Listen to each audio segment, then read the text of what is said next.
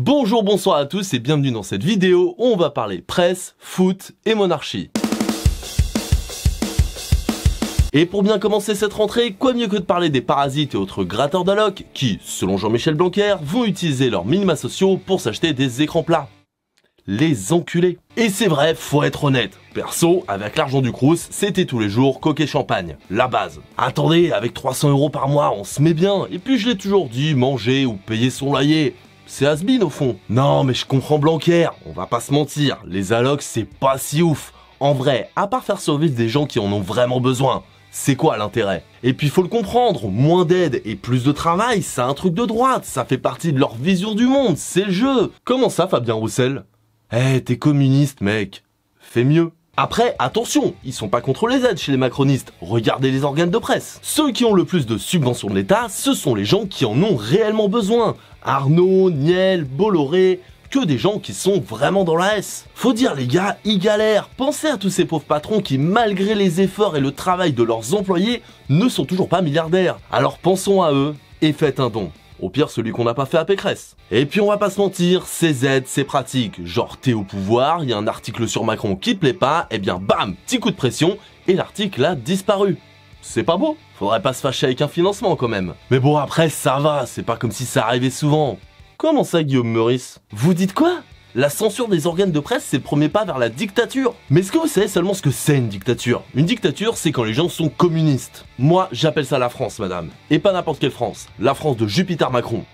Polémique maintenant, en effet, depuis quelques jours, le monde du foot est dans le viseur des écolos. Et non, pas pour la Coupe du Monde au Qatar. Enfin si, mais ça c'est pas nouveau. Et puis bon, ça va, hein, la clim en extérieur, la main d'œuvre sous-exploitée causant des milliers de morts, on a compris, lâchez-nous. On la veut notre 3ème étoile, merde. Et non, cette fois-ci, c'est beaucoup plus localement que le monde du foot a fait un doigt à l'écologie. En effet, il y a quelques jours, Christophe Galtier, l'entraîneur du PSG, a sorti sa meilleure blague carambar suite à l'utilisation d'un jet privé du PSG pour aller à Nantes. Oui, je sais, encore les jets privés, mais il faut dire, l'équipe parisienne n'a pas fait preuve de sobriété en montrant de manière décomplexée leur trajet pour aller à Nantes. Mais bon après faut pas abuser, je suis sûr que c'était une maladresse, ils ont pas réfléchi, ça arrive. Et pareil, quand on les a mis devant le problème tout en leur rappelant que la SNCF maintenait sa proposition de partenariat pour tous les trajets dans l'Hexagone, c'était pas fait exprès de se taper une énorme barre tout en parlant de chariot à voile, j'en suis sûr.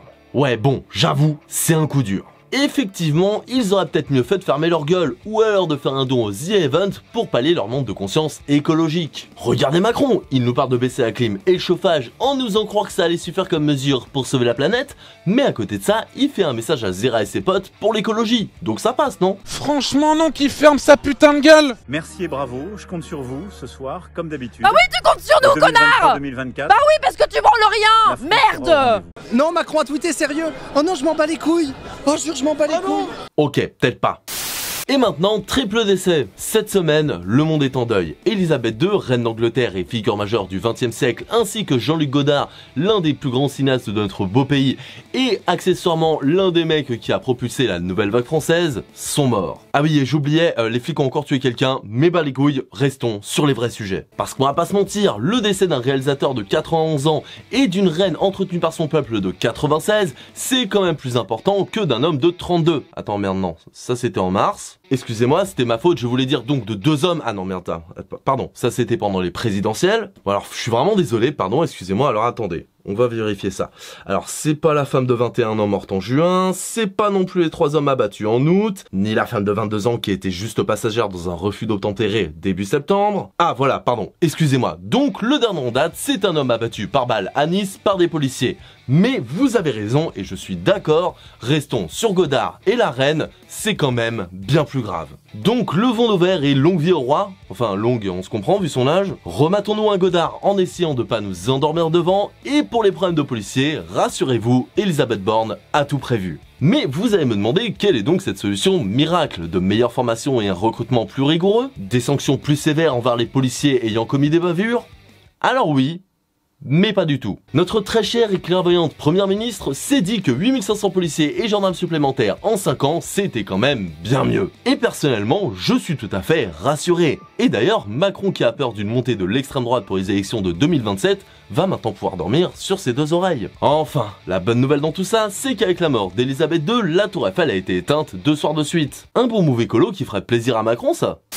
Mais sinon, tout va bien. Maintenant, à savoir si le football c'est de gauche ou de droite, eh bien je dirais que ça dépend si on parle de la FIFA ou du public. Allez, salut! Tout va bien.